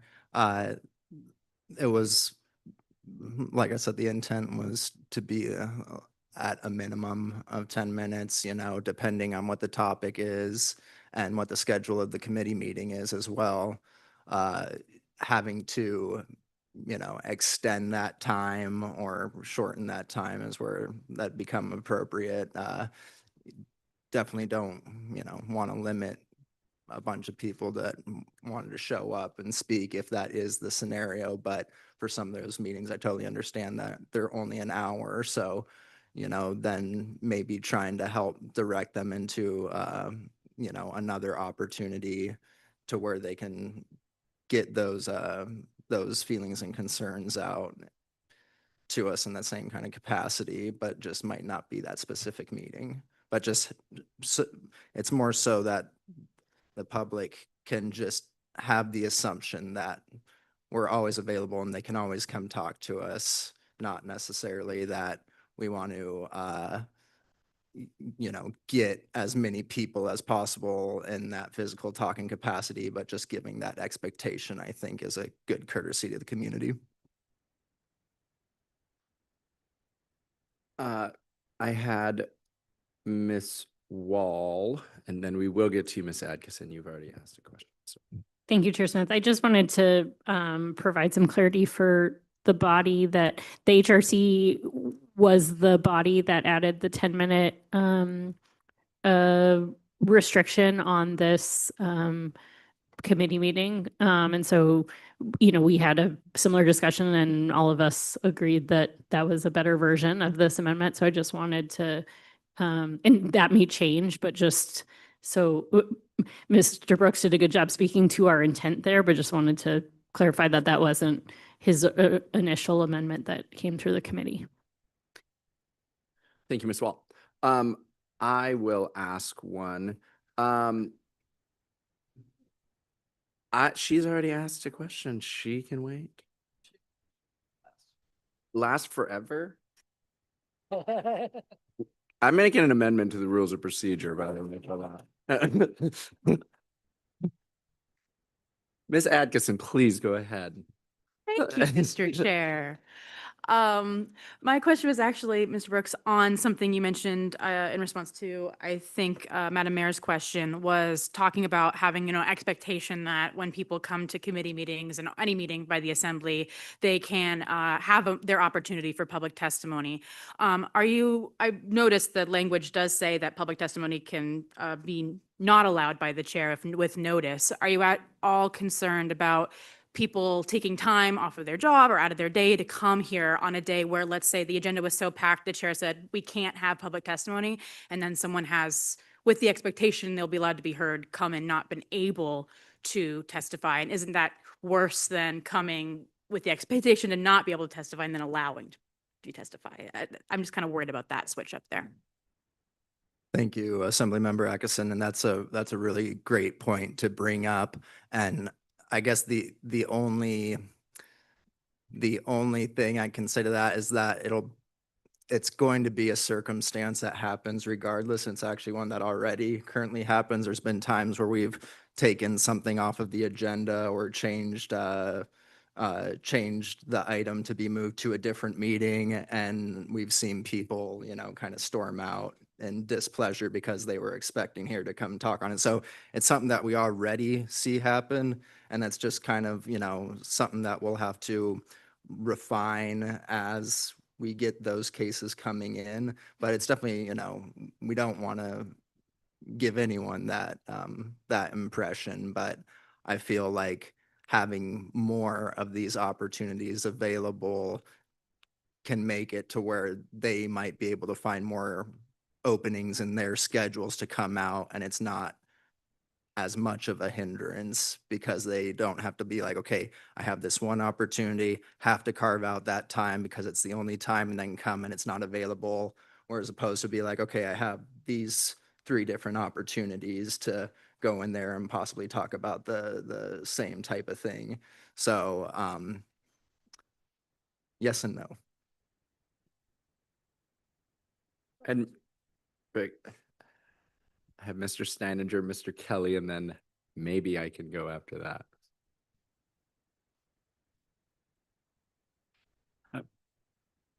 So this might be maybe more a question for the HRC committee, or maybe even Clerk Hendricks.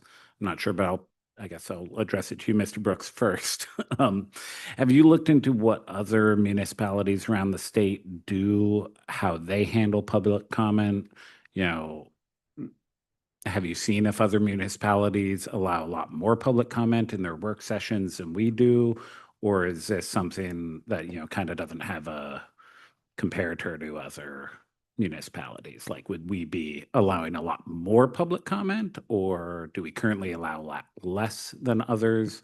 Kind of not sure really who would be best served to answer that. That might be a bit of a research question, but yeah.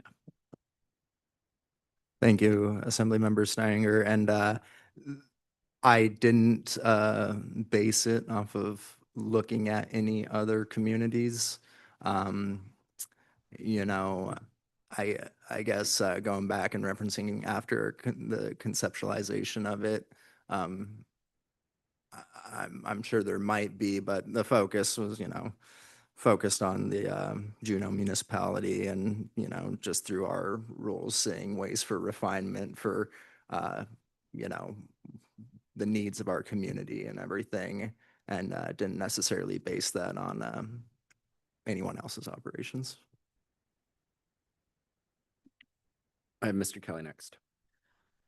Thank you. This is perhaps a little bit of a follow-up to Ms. Atkinson's question. She had raised a concern that people would come with the expectation that they would be able to testify and that they wouldn't be able to testify if the chair canceled it. But I think a part of that provision is that the chair cancels it with notice, right? So wouldn't the notice kind of set the expectation for the public that they will or they will not be able to testify at a given meeting? Thank you for the question, Assemblymember Kelly. And, you know, even it's almost like I can give the same answer to that as like, we do notices, but they don't always make it out, you know, in the way that we would like or hope to see. So there are issues that we already experience, and I know that we're all working on ways to refine that and make it a more robust process. But I don't feel like it's going to create a greater issue in those respects. I'm just going to chime in for just one comment on that last bit, and that I believe we're very good at getting the notices out. I mean, how often do we, I guess probably a bigger issue I would see would just be people not seeing them. I'm sure there are times it has not happened where we haven't gotten noticed, but I do feel like the clerk and Thank you for that. Okay. The information is readily available and very accessible, but to your point, whether or not people have read it or looked at it. Okay, I'll hop in for one. First off, Mr. Brooks, appreciate you bringing things forward, and that's why we have, anyway, new members, new ideas. You know, just because we've done something a certain way doesn't mean we should. That being said, maybe we did it the other way for a reason. I guess I had a question on, in some of my experience with public testimony and asking for comment from the public, I have actually seen it where it is frustrating for the public to comment because there may not be actually a clear decision or anything forward for them to comment. So I'm kind of wondering about like tonight with like See Alaska Heritage, like if we had decided, oh, we'll just go with it. Anyway, I'm just trying to think about those situations where it may not be clear in the packet we're going to go in a certain way, and someone, you know, spends a bunch of time talking about a direction or talking about a direction that the assembly or someone had really no intention of going. Just anyway, do you have concerns, I guess, on that? It might be, sometimes it's just like timing at the beginning of every process is not the right time for the public to spend time to learn about the issue and provide public comment. Thank you very much for the question, Deputy Mayor Smith, and totally understand that. That's super valid. I look at it more in the optimistic view that if we have that involvement through all steps of the process, it's getting refined along each step of the way, and therefore we can get a more solid idea in those earlier stages. So by the time that we go to finalize it at the full assembly, we have had already that really robust public participation aspect of it. They've helped us refine and hone the idea. And then when we go to make final decisions on it, you know, the way I see it is that it will just help streamline the process for us instead of us batting ideas back and forth between a couple committees and then sending it to full assembly and you know, doing the multi-month process. Sometimes we might be able to refine those ideas a lot quicker, and it'll, you know, it'll be a benefit on the logistical side of it for all of us. Thank you for that. If people still have questions, we can. I guess I would say if there's no more questions, again, my intent, I think just for ease of just keeping things in order is to take action on the 3 different attachments as 3 different pieces. So if there are no more questions, now could be a time for a motion on attachment A.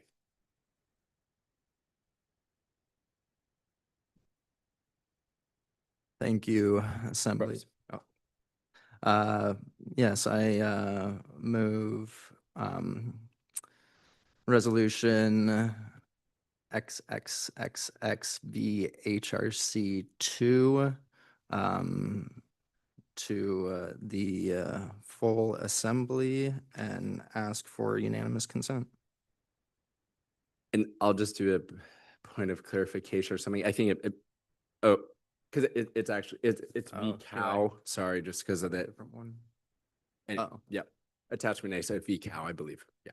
All right, I move resolution XXXXVCAL to the full assembly Very and good. ask for Yep, unanimous okay, consent. thank you, just for clarity, okay.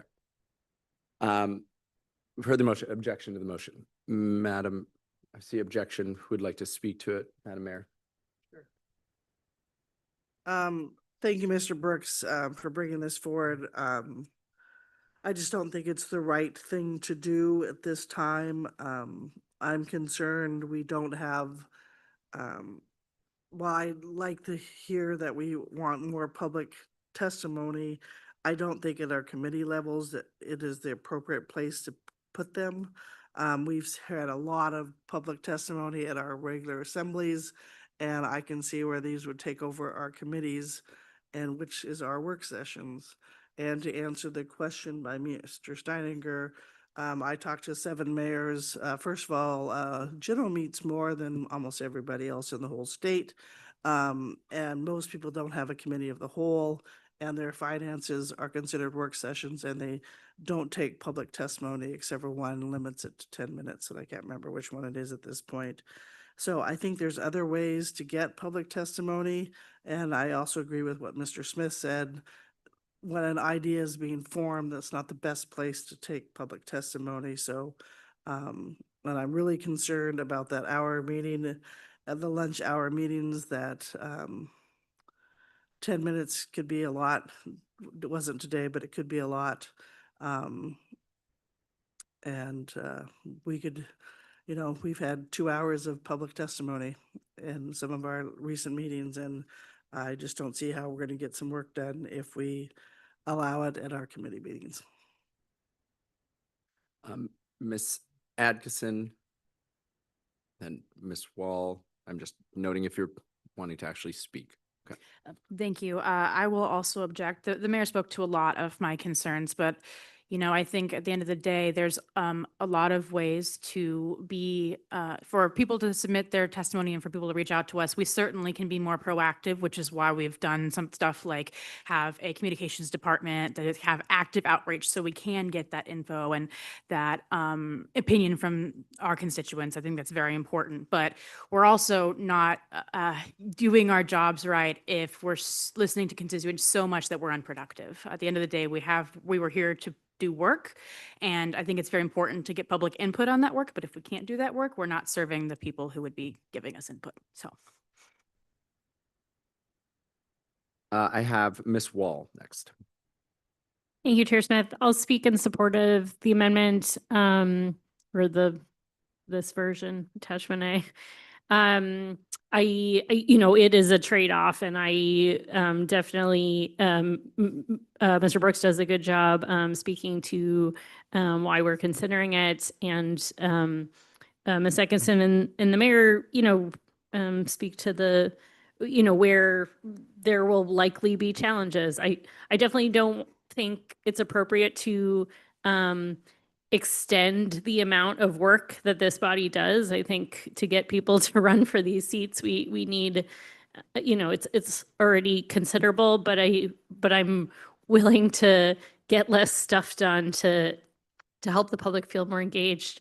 I think there are lots of other options besides this. If this isn't the one that feels right for people, I did talk to the school board to get a sense of, how, what they have 2 readings. So they've got, instead of a committee of the whole meeting, they do have work sessions, but primarily a lot of their work on their legislation happens 2 regular meetings. They have a first reading and a second reading. So the public gets 2 chances to weigh in and to listen in public session.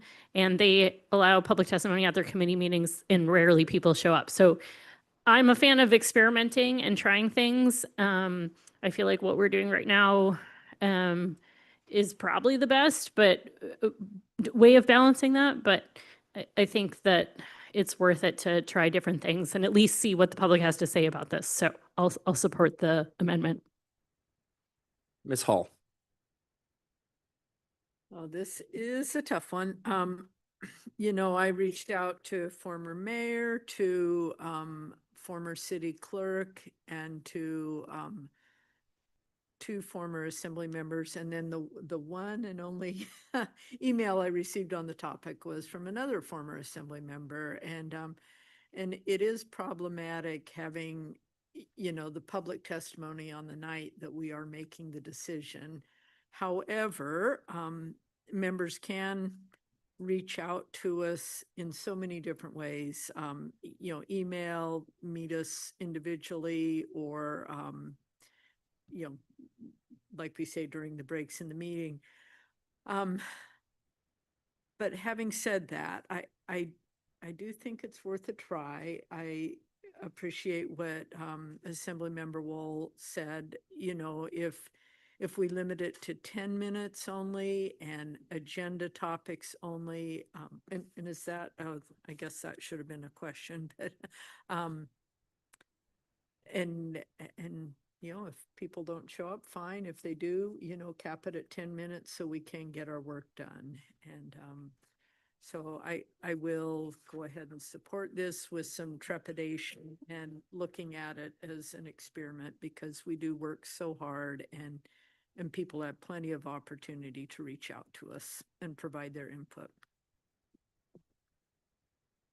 Mr. Kelly. Thank you. I think Ms. Wall ended up capturing a lot of the comments that I would like to, that I would have said.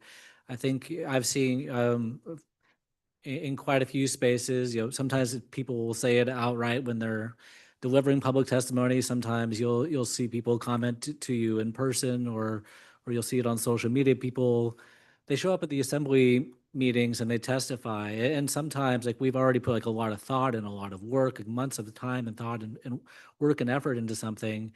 And then people have this expectation that, well, the assembly is still amenable to being able to change direction, but there might be very good reasons along the way why we've chosen not to. I think this approach gets people a little more engaged earlier in the process. I think it might help them feel a little more heard. It could also help steer the conversation in ways that the public will have more support for. So I think in echoing Ms. Wall and Ms. Hall, I think that this is worth a try. And if this doesn't end up being the will of the body, I think that we should also find some other ways to try and get this input from the public before we're making a final decision, much in the same way that we did with our budget process this year. Mr. Sanninger. So everybody said kind of mostly what I plan to say here, but I guess what I'll say is that, well, I'm not going to support this moving forward today. I do think the intent is good, and I think that we have some tools that we can use. I think about what we did earlier in this meeting with our approach to disposal of City Hall. We got to the issue, we talked around the table, we realized we need input from the public more than what we've been able to get in the process so far. And so we changed our strategy moving forward of how we put it forward in order to try to attract more public testimony, to try and attract more input before we make a final decision. I've seen us do that on a couple other issues. I think we should lean into that instinct maybe more often. Maybe we should have occasionally chairs thinking about maybe this topic that's on the agenda, we might want to notice public comment for this topic at this committee of the whole meeting or this lands meeting or what have you, and use that ability that we currently have in our rules of procedure maybe a little more frequently in times that we know there might be some input out there. But making it the default, I worry would get in the way. I've been in a lot of 1 hour meetings that pushed to an hour and 5, an hour and 10, an hour and 20, that's not very productive. And that's not with public comment. That's just with us having our own questions and in-depth conversations with staff. And I don't see how we would fit public comment into some of those meetings without curtailing the amount of things on the agenda, not getting to transfers or other issues that come up on some of these hour-long meeting agendas. And so I fear that we would have too frequently chairs saying, I can't allow public comment on this meeting because we have 8 things to go over in 60 minutes. And I know we're going to probably start a little bit late and somebody's going to, take up time with all these questions and not be able to actually get to the work that we need to get done. And then you'll have people who won't notice, oh, this didn't say public comment. They always have public comment, but this one didn't. And I think we'll create a false expectation that we can't live up to. I think it would be better if we started to be a little more open to maybe occasionally adding it to some of our committees when we know that there's going to be public comment on an item. That's just my viewpoint. I think the default shouldn't be to turn it on, but the default should be that we should be a little more open to it. Mr. Brooks. Thank you, Deputy Mayor Smith. Just one quick thing in closing, and that's that there's a lot of people in the community that have lost trust and faith in the city.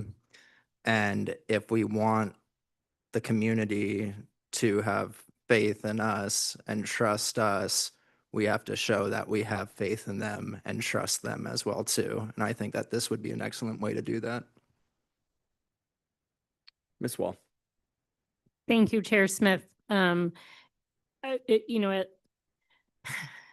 wanting to take up this time to do all the brainstorming for if this doesn't move forward, how we can continue to address it. But I wanted to add one point because Mr. Steiner had some good ideas in there. The other thing that we used to do here that I don't see a lot anymore is sending something back after we go to public hearing back to committee for more work. I think we've created a process where we feel like we have to make amendments on the fly. Everyone's waiting for us to make a decision, and that might be another way if we don't make this change, or even if we do, to continue to make sure our decisions are looping back with the public. Madam Mayor. Which is what we did tonight, sending 2 ordinances to public hearing.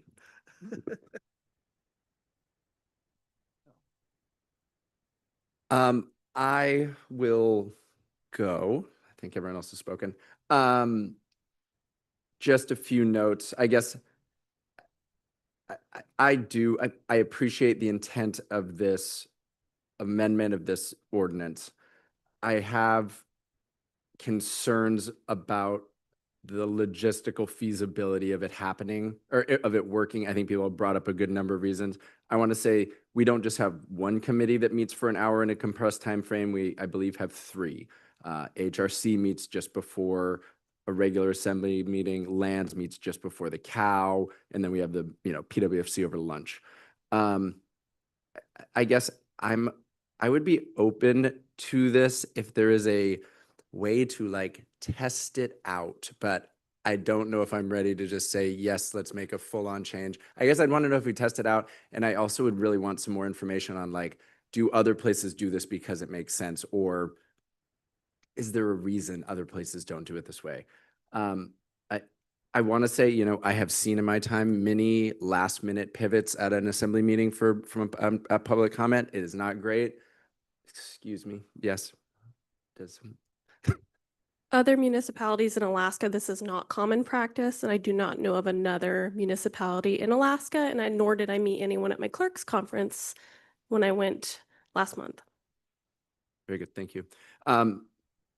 Anyway, I have seen these last minute pivots. One thing I am kind of curious about is why we don't allow comment on, items for introduction. Like, is that something we should maybe do so people can comment on it the first time? Anyway, I'm not sure why that's a prohibition or whatever, but I guess there is definitely room for improvement, and I appreciate the efforts to try to do that.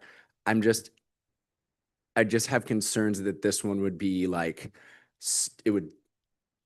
people might feel like they can speak out more.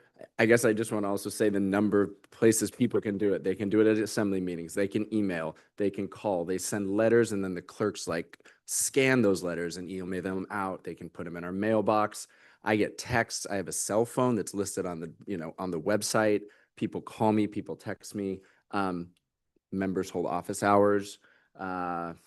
Anyway, I hope people feel like if they have something to tell us, they can do it. I know sometimes it feels like we don't listen, and I'm sorry for that. But it's not like a straw poll that we're doing in an assembly meeting and say, oh, 15 people said they wanted this and only 3 did that. We have to go that way. We're doing what we're doing for the best of the community. It's important to hear the comment of it. But anyway, I guess I just have concerns on that this may be detrimental to our ability to in a timely fashion, execute the work that the city needs to do, which I would say people already consider painfully slow.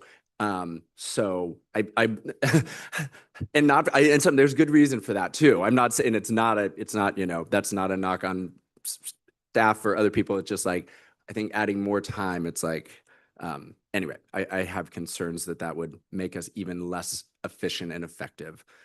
So for those reasons, I will be opposing the amendment. Mr. Brooks. What if I amended it just to be applied to finance and COW meetings? You're welcome to try an amendment. I'm unsure how people would feel.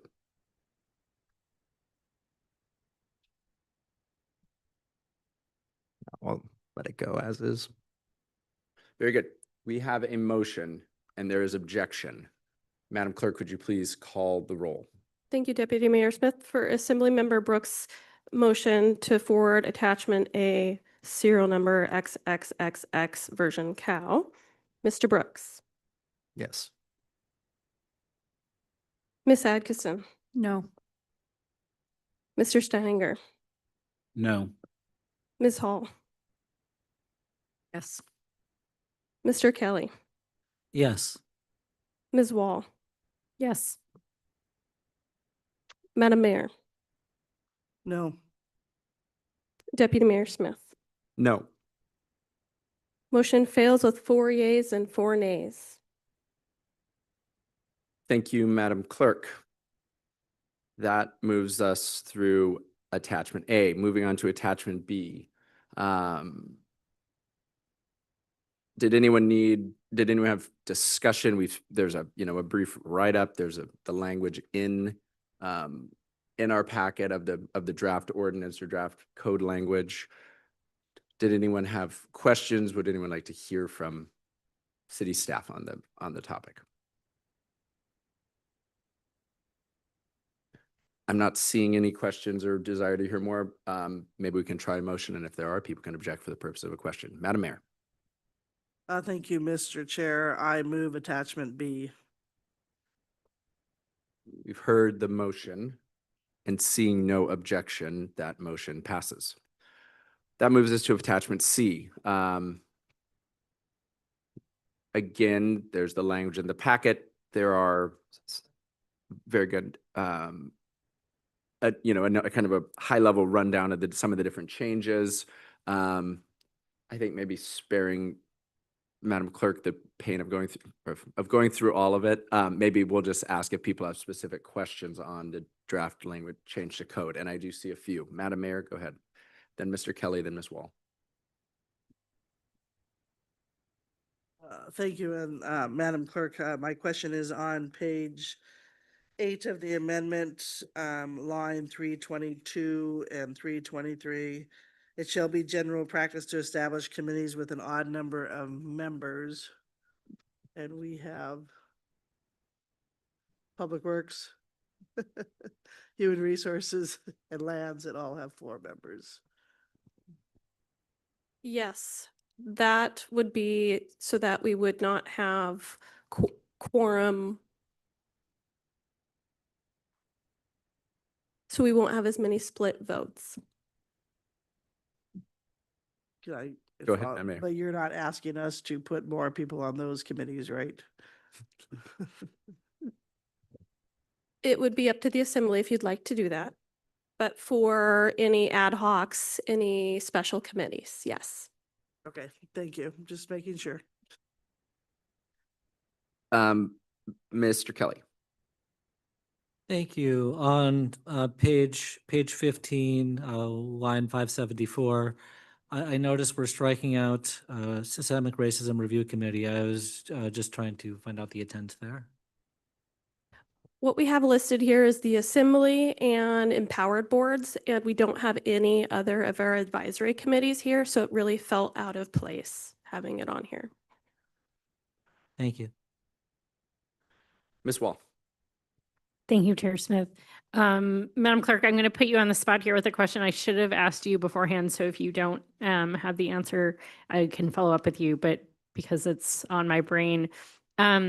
We had some conversation at a previous meeting sometime in the last 6 months about a related rules and procedure question. I was curious about whether there is a precedent for who can choose to introduce an ordinance. Some people had said that that was something that the assembly had changed maybe before I was here, that it used to be that a single member couldn't and then a single member could, and there was some back and forth. Did you get any resolution with Attorney Wright on under our current code, who can introduce legislation? Through the chair, it's in the charter. It's an ordinance may be presented for consideration only by a member or committee of the assembly or by the manager at any regular or special meeting, and that's consistent with your rules as well.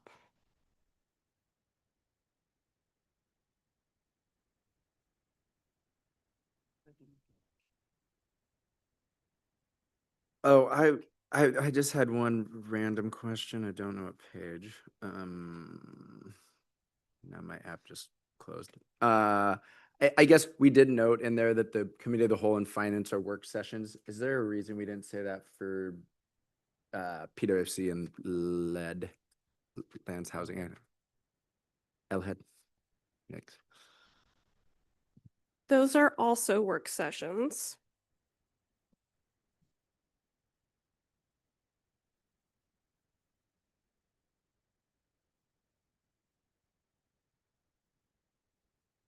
So it's just an area where we have not been consistent. It's already addressed here and I can find it for you. Okay. But those Nope. others No, are that- already. That's all right. I should have read it through more closely. Thank you. Further questions? Seeing none, a motion, Madam Mayor. Thank you, Mr. Chair. I move attachment C. Any objections? Mr. Kelly. Thank you. I was looking at page 11, lines 412 and 413. I guess I was kind of looking for a couple different, maybe some minor changes to this language. I would think I would like it to be a little more permissive, so that way we're not strictly forbidden from answering questions. I think it's very rare that we ever do, but I think sometimes it does happen, and I don't want there to be an instance where an assembly member is breaking the rules by doing so. And then this also seems to imply, and I realize this probably isn't the intent, but the preceding sentence does allow for a member of the public to ask a question of the chair. It then says that no assembly member can respond. The chair, whether they're the mayor or anybody else, is a member of the assembly. And so I think I think I would be in favor of language that would instead of saying, I am going to move an amendment, instead of may not respond, that we should say should not otherwise respond. This would allow the chair to respond so if there is a question of procedure. And I think this would also create the expectation without explicitly forbidding that the assembly is probably, isn't an appropriate place to answer a question. Mr. Kelly, would you read out what the new language I'm with you on page 11, lines 412, 413. Would you read what your proposed language would be? Thank you. My amended language, so I'm basically changing may not respond to should not otherwise respond. So the amended language would read assembly members should not respond to questions, or should not otherwise respond to questions asked by the public during public testimony. Okay. Just curious about what the meaning of should not otherwise means. There's objections, I guess. Oh, Objection. Madam Mayor, go ahead. Objections for the purpose of a question, and that's what I was going to ask, Madam Attorney. What's the difference between those two languages?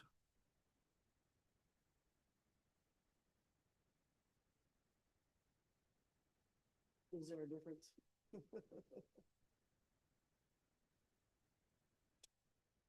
Through the chair, they have the same effect, so. Just a,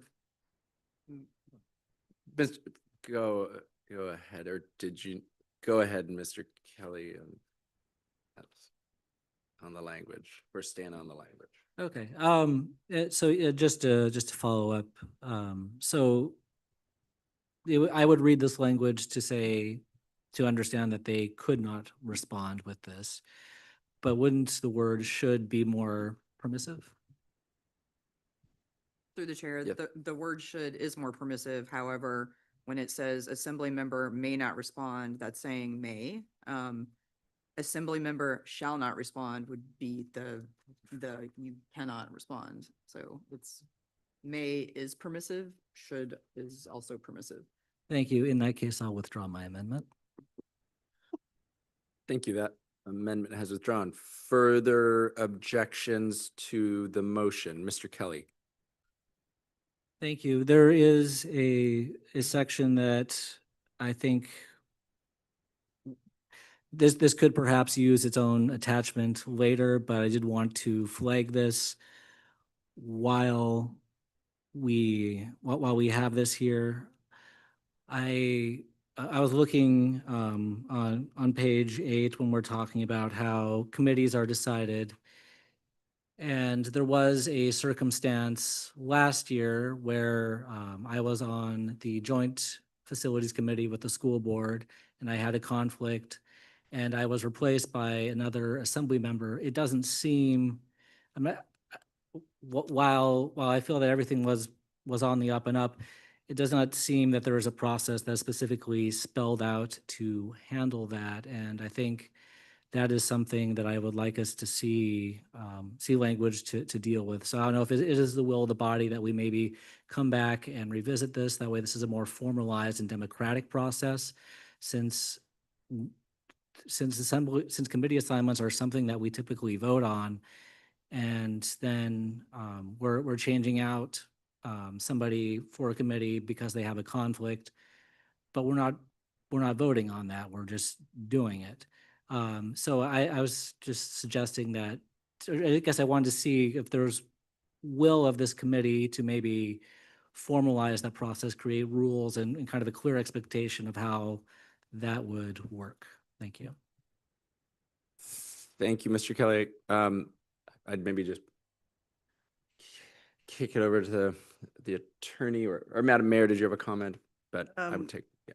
I remember that, and I'm pretty sure that we brought it up to the full assembly and said, does anybody have a problem with this change? So I try to get the word of the assembly on all of those. I guess, Madam Attorney, if there's replacement of an assembly member by the mayor on a committee, that action is subject to objection, or I guess you would call it ratification by the full assembly. And Yes, that is correct. thank you. And I guess just a question, is that called out in our rules of procedure, or is it because it would be called out in Robert's rule? Anyway, yeah, is it called out here? And if not, any thoughts on, or why? Yeah. Is it? No. Deputy Mayor, I don't think it is called out in the assembly rules. It may be in Robert's rules. I've definitely, I mean, I think we've read it somewhere, but so it's probably in Robert's rules and not called out here. Ms. Madam Clerk is reading very, very fast over here, Okay. trying to see if it's in here. Maybe I can kick it to Ms. Wall and yeah, while Ms. the clerk searches, but yep. Thank you, Chair Smith. I like where your questioning is going. I definitely think it makes sense to be clear on that process wherever it is. I think and I am supportive, if it's the mayor gets to appoint that without assembly approval, I'm supportive of that. I think that's actually how we did it. But if others would like a democratic process, then we can figure out that too. But I'm a rule following person that I did get guidance on it, but if it's not clear to everyone, then might as well make it clear. Thank you for that, Ms. Wall. I guess my only comment on this is there's a lot of things we can object to. We just maybe don't, but you can't. Going down at 11, you can object. I mean, changing the hours, object, like you can have a lot of fun. Go ahead, Madam Mayor. So this is page 5 of 16. Nominations for standing committee appointments and for the position of chair at the very bottom of the page of each shall be made by the mayor and shall be subject to ratification by the assembly. So the assembly always gets to vote on it. That was, sorry, Madam Mayor, said bottom of page 5. Page 5.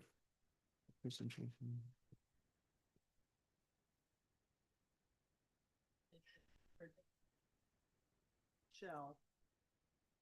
You guys always get a vote.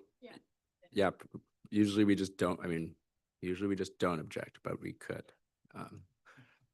But Mr. Kelly, maybe if you're, I mean, it's an interesting thought of like, should that be clarified in the rules of procedure in terms of a replacement or something, though I mean, I'm sure it happens. Anyway, maybe, do you mind chasing that down and working with the attorney and clerks to see if that's something that actually needs to be done? Yeah, absolutely. I was just hoping to see, I didn't want to spend staff's time working on this if it wasn't of interest to the committee. If it is, then yes, I would absolutely be interested in chasing that down. Okay, yeah, that sounds good. Again, I'm not reading, I don't read fast enough or think fast enough to be like, does this cover that already? So it may already, but if you want to look into it when it comes back to the assembly, if you feel like it needs to make a change. With that, I'll withdraw my objection. Thank you, Mr. Kelly. I guess I'll object probably just for the purpose of an attendant. Well, you know what? I'll just say I'm probably going to look into a possibility of like, why don't we allow people to comment on the introduction of an ordinance or something? And again, there probably was a good reason. Maybe there still is. Anyway, but I can work on that on my off time, Madam Mayor. We do allow that. If they want to comment on the consent agenda, which is the ordinances for introduction, we take public comment on the non-agenda topics. Doesn't happen very often, but we do take it. I don't know if I love the wording of it in the agenda. It seems like you're not allowed to do it nonetheless. Maybe I can, anyway, look at homework assignments. All right. Was there any other objection to the motion to introduce or to move forward Amendment C? Seeing none, that motion is adopted. That brings us through our agenda topics to staff reports. Madam Mayor. As amended. Did we amend it? I don't think, did anyone offer? I don't think there was an amendment. Yeah. No, I mean the main motion that Nano originally made before attachment A. What was? That was failed for. We, He moved the resolution with attachment A, but we said no to attachment A, we went to attachment B and then attachment C. So you still need to move the whole resolution. That would be clean. okay, so now we have an ordinance with a resolution, excuse me, with the language of attachment B and attachment C included. Is there objection to introducing that resolution? Seeing none, yes. I moved it over to Madam Mayor. It was the mayor's motion. I'll move it. Okay. I move a resolution repealing and establishing the assembly rules of procedure, because I've lost the number at this point, with amendment of attachment B and attachment C to the full assembly. And seeing no objection to that motion, it is adopted. That brings us to staff reports. Madam Mayor, Madam Manager, No staff reports. thank you. Our next meeting date is next week, July 20th, 2020, July 20th, and it's at 5:30 p.m. It's at 5:30 p.m. and it's in Clinton and Haida Chambers at the Andrew Hope Building, 3rd floor.